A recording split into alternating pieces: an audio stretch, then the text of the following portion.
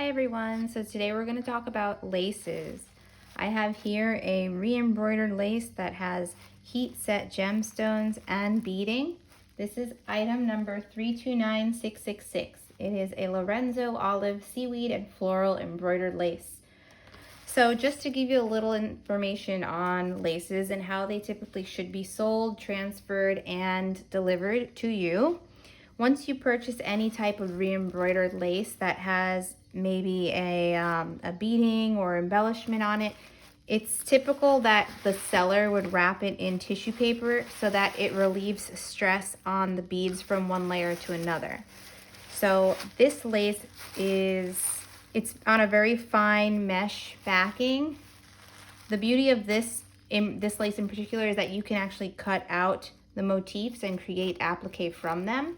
So if you ever find like a fancier lace that's a little bit more expensive and you want to create more, let's say, bang from your buck, if you will, you can purchase a lace like this and you have double the potential because typically there is a mirrored image or a mirrored motif that is embroidered on it. So let's open this up and show you kind of what I'm getting at with this.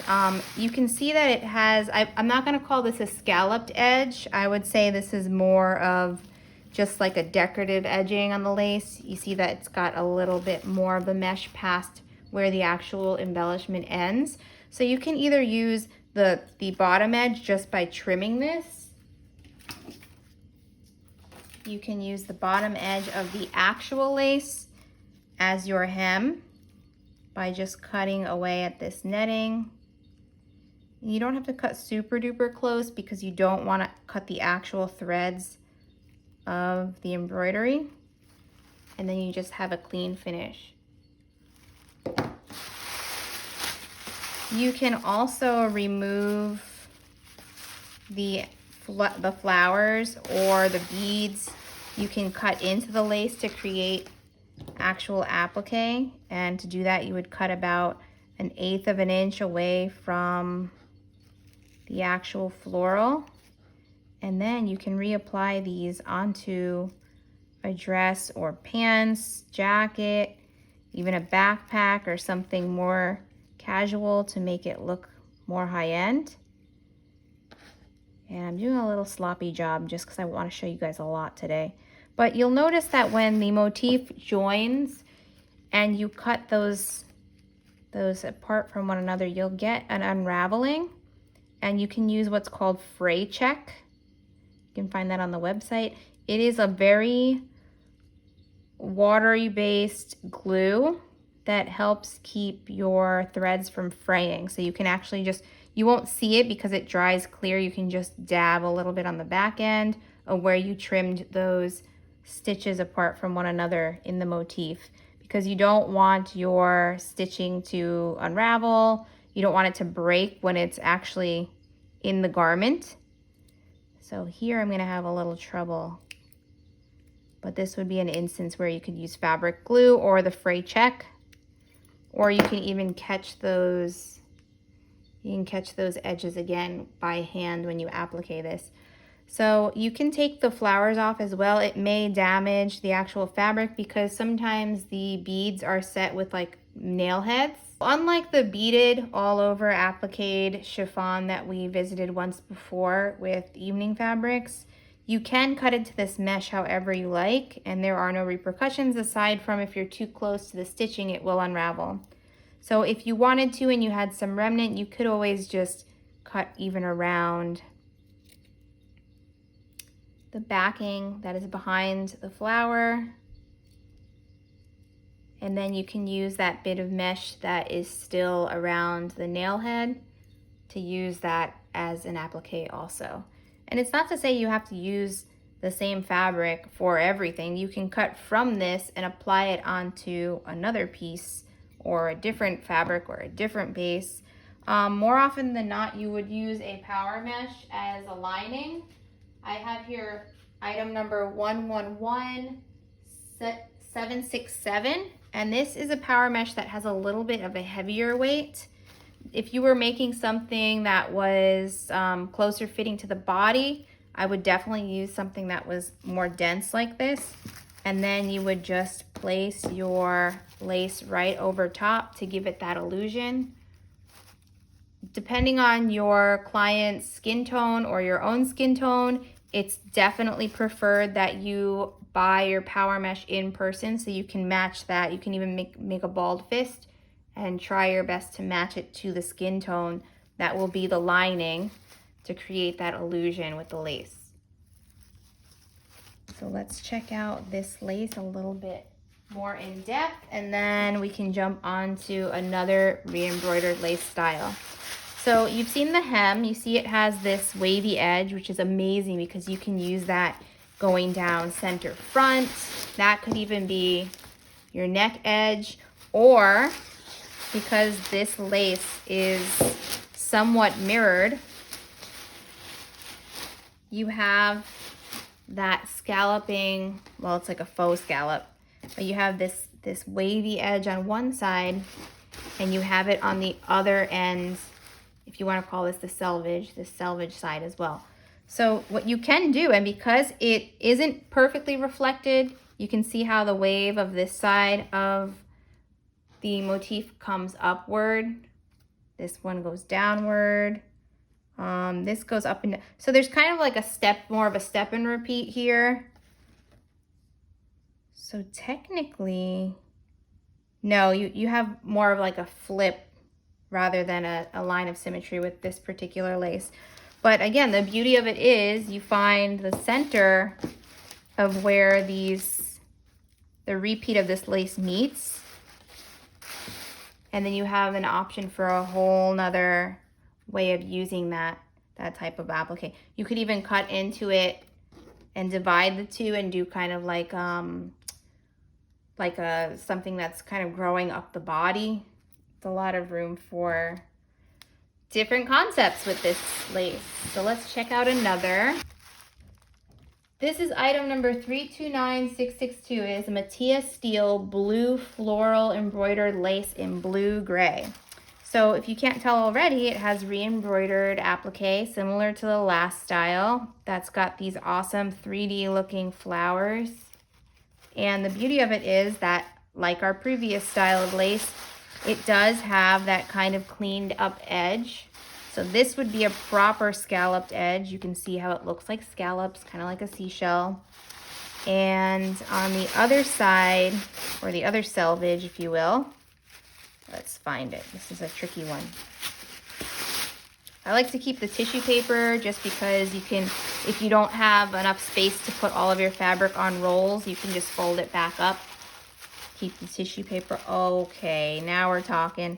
So this has a double scalloped edge. You can see already if it's not in the tissue paper, stitches are bound to get caught onto other bits of the applique. So this has like this 3D kind of like popping applique floral. This is done by machine, so it's easy to like pick out the stitches if you wanted to remove a floral and apply that elsewhere. So there's no nail heads involved with this. So you could even run this through your sewing machine and not have to worry about there being any hard bits or any way that they've secured the applique to the mesh. Yeah, so you can just put this through your sewing machine. Again, you can even use the scallop, the raw edge here, which is crazy because realistically you wouldn't have to hem this at all, which makes it so much easier. This lace also has that similar repeat where on one side it has the scallop, on the other side it has the scallop as well.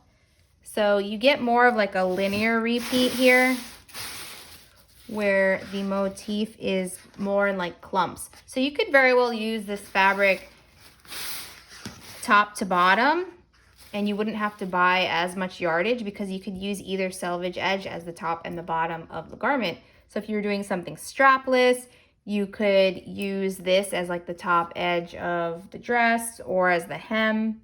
I would also use a power mesh behind this instead of a lining, because a lining can kind of conflict or shift a bit with laces. I have here a Ferrari nude stretch mesh, and this is item number 329657. It's much lighter weight, which I love because it almost has like a silky feel to it. And again, if you're using a power mesh in a nude as a lining and you're afraid that, okay, wait, but that's still not opaque enough, you can actually cut out the applique, reapply them to areas that you want to be more modest looking, and create like density to kind of hide like the breast or the crotch area. So honestly, with this fabric alone, you wouldn't have to worry about, buying a satin lining or something that's a little heavier weight, because the lace, although it's not very heavy to begin with, you don't want your customer or yourself to be wearing something that's going to feel like very restricting. You could also do what's called a lace cage with this type of lace, where you actually just wrap the body in the one piece of lace cut into the mesh. And then wherever you have those cuts, you would just reapply portions of the motif to kind of hide those seams. Then you can cut and sew a lining, and voila, no one sees any of that sewing stuff or tacking on the inside.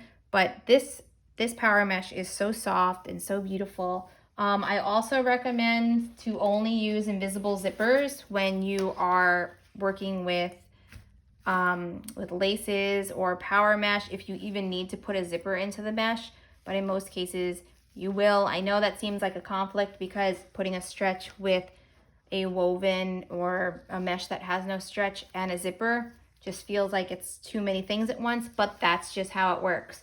So this zipper is a bit yellow for my taste, but because it's invisible, most of it will hide under the power mesh and under the lace.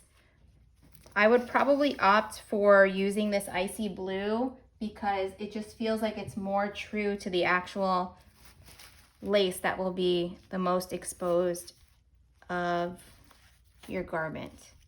So this is item number INV24-316. It is a light gray 24-inch invisible zipper. And the beauty with invisible zippers is the longer you purchase them, you can resize them to any size you need. So I always opt for the longest invisible zipper I can find, as long as it matches my fabric and goes with my project. This item number for the yellow zipper is INV24-055. So I feel like it's too yellow. Again, if you have a client or yourself whose complexion is a little bit closer to a yellow undertone, by all means, match this to your power mesh so you can hide that in your garment. More often than not, when you are applying an invisible zipper and it is put in correctly, you should only be able to see the zipper pull. So sometimes designers would prefer to match the actual zipper pull to the fabric that is going to be on the outside of the garment. So you can kind of see, I feel like this is a safe bet between the color of the mesh and the color of the applique. And that's that. So this was an intro to scallop and not scallop edged laces that have re-embroidered floral appliques. Oh my God, these are so beautiful. They're even beautiful together. But again, if you have any questions, comments, concerns, or just want to share your projects from having used these items, please tag us, leave your comments below. I'm always happy to respond to people that have any questions about lace especially. Thank you for watching. We'll see you in the next video. Bye.